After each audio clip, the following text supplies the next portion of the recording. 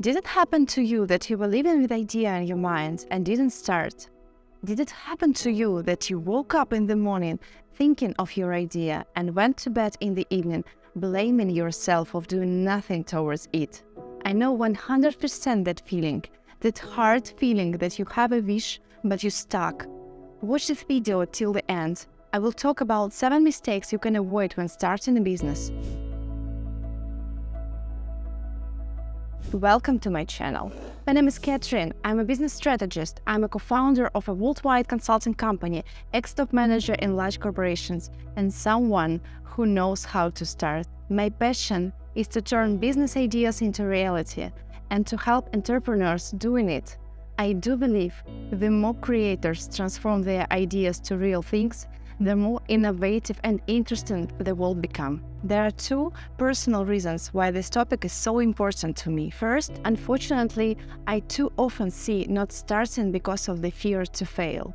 And second, I see the statistics that failures are normal. They are the parts of the educational curve. There is even a special term, the death value of startups. How to set up the goals you can watch in my previous video. And today I want to share my personal experience about mistakes. Many years ago I read a book about mistakes of great companies, and it helped me a lot. So today I choose 7 to talk about. So let's start. First, not doing enough market research. It's really crucially important to understand who your potentially target clients are and what they really need before you launch your product. It's not advisable to start working on a product or service without first assessing if there is a market demand for it. So unfortunately, it's a common situation when we are so inspired by the idea, but never checked whether people really want it. So doing so could be a waste of time and resource. It's better to research before investing in any product or service idea. There are a few different ways you can go about testing the market. You can conduct online surveys, even free. Reach out to potential customers directly. You can call them or launch MVP to get feedback from your early adopters. Or make a landing and just ask people to check your landing and to answer your question. Second, planning too much. It does not mean that you do not need a plan.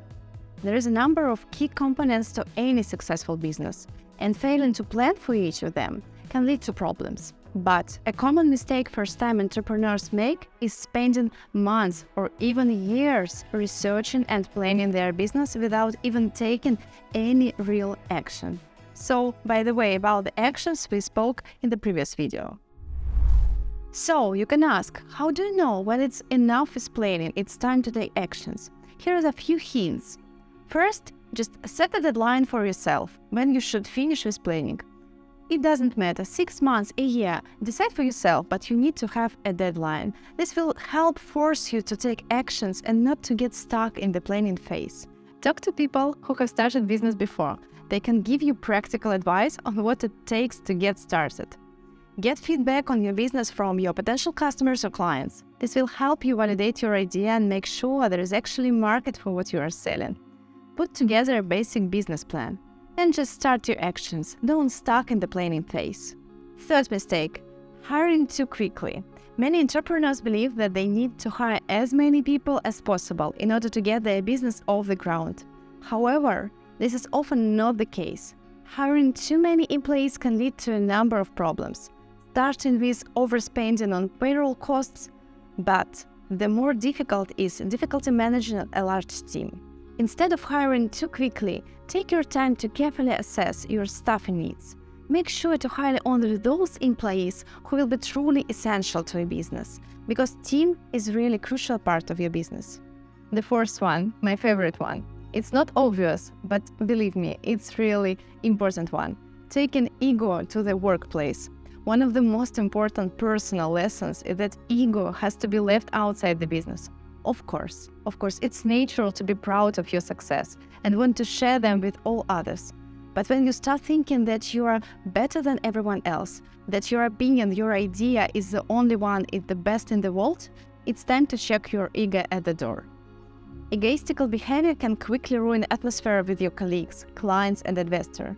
Just Think about your business that you make it for your clients, not only for yourself. And just a personal hint, ego can make you look foolish and unprofessional. So if you want to be successful in business, learn to keep your ego in check. Fifth one, doing everything yourself. Starting business, people often try to do everything themselves. When you're starting out, it's easy to think that you have to do everything yourself, but it will lead to burnout and frustration. So it's really important to delegate tasks and responsibilities to other people as soon as possible. Delegate tasks, build a strong team, and focus on the things that are truly important for you as a visionary, as a leader of the team. Your product and your team are your most valuable business actives. The sixth one, very easy to understand, overspending and ignoring your finance. When starting a business, it's important to be mindful of your spending and allocate your resources wisely to avoid overspending. Many times in my practice, I saw the same situation. When startup got the first money, and if they got the money they wanted, they start spending. Yes, the first feeling when you just received your money, you feel like you managed to do something impossible, but then it comes back to life. And when it comes back to life, you need to live with this money a year, 2, maybe 3. I don't know what was written in your financial plan. But please remember that you have a financial plan and you need to follow it. How to avoid overspending? Easy way. Start by creating a realistic budget for your business and stick to it as much as possible. Keep track of your expenses and monitor your cash flow closely so that you can make adjustments as needed. Take time to get your finance in order before starting your business. The seventh, being a single founder of a company. Yes, it can be a mistake. Of course, there are a lot of benefits of being single founder of the company. For example, you don't have to worry about managing other people and dealing with the politics that can come with co-founders. You can also move faster and make decisions more quickly since they're the only person who are in charge. However, there are also some challenges that come with being a single founder of the company. For example, it can be difficult to raise money from investors and they may perceive you as high risk. You may find it harder to get feedback and advice since you are the only decision maker. If you are thinking about starting a business as a single founder, please think about advantages and disadvantages before making your final decision. And a little bit sum up. Let's look at these mistakes again to remember and never make. Not doing enough market research. Planning too much and too long. Hiring too quickly. Taking ego to the workplace. Doing everything yourself. Overspending and ignoring the finance. And being a single founder of the company. I wish I could give you common advice that would help you to build a unicorn startup. And what would you like to know before starting your own business? Write in the comments below. And don't forget to click like and subscribe to this channel. And be sure there will be more good videos. Thanks for watching. The next episode will be about how cities and countries set goals and how they achieve them. Don't miss it. Create bright and make it real. Bye.